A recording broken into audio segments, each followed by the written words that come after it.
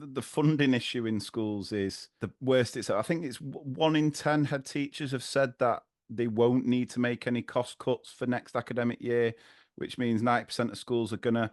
I've read a report about an academy trust who are looking at replacing or getting rid of the majority of their support staff because they can't afford through funding to keep them on.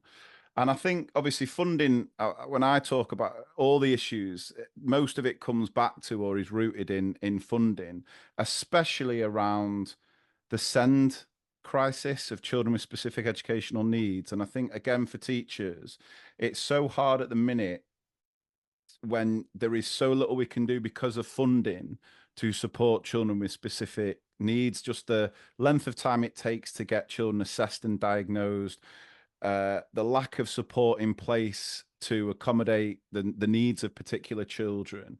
I think again, going to the impact it has on our mental health as teachers, when we can see that we've got children in our care who, no matter how hard we try, we're not able to put in place the necessary support for them. What plans have you got around that, around supporting children with specific education needs? I mean, I'd have so many more specialist schools, Billy. I know I'm living in a dream world, but what have you sort of announced as far as how you can support with that? Because I know it is definitely an issue for a lot of not just teachers, but parents as well. And I think it causes quite a bit of a disconnect between parents and teachers, because I feel a lot of parents are then choosing to take their child out of the education system and homeschool because they feel, the mainstream school can't cater for what the child needs.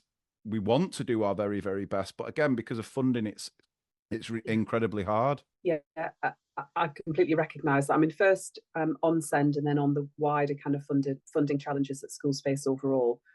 The system right now is just fundamentally broken. It isn't working for children and families. It's not working for staff or for schools.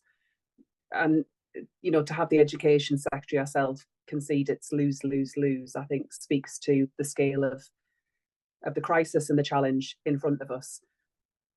I believe we need a much sharper focus on how we support children when they're younger, both in terms of earlier identification of need and also around speech and language, which is a growing problem, which is why we've set out plans to support the rolling out of the Nuffield Early Language Intervention into all reception classes, so that we can pick up on issues a bit more quickly, respond to them, and then free up some of that space within specialist provision for those children who will need kind of ongoing support where the problems are more acute.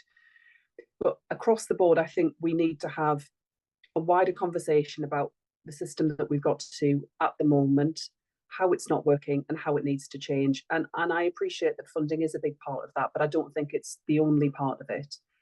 And I want to, if I'm Education Secretary in the next Labour government, work with families and work with the profession to get us to a better position on all of that. And the funding challenges are acute. I completely recognise that. And we're not going to be able to wave a magic wand and fix everything after 14 years in a short space of time. And I do have to be upfront about that, because it will be tough. The economy's in a mess, and that presents some really tough choices kind of across the board, whether it's schools, hospitals, cost of living support. There are some tough choices to make. I mean, we have set out additional ways that we will raise money to invest in our schools.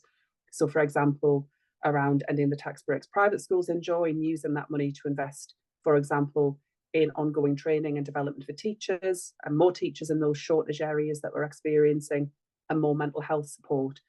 But central to all of this is we've got to get our economy growing, because if we do that, then we'll be able to invest more in our public services. And that was Labour's record last time around when we were in government. We got our economy growing. We did invest in schools. We did invest in people working within schools, and we raised the status and prestige of the teaching profession.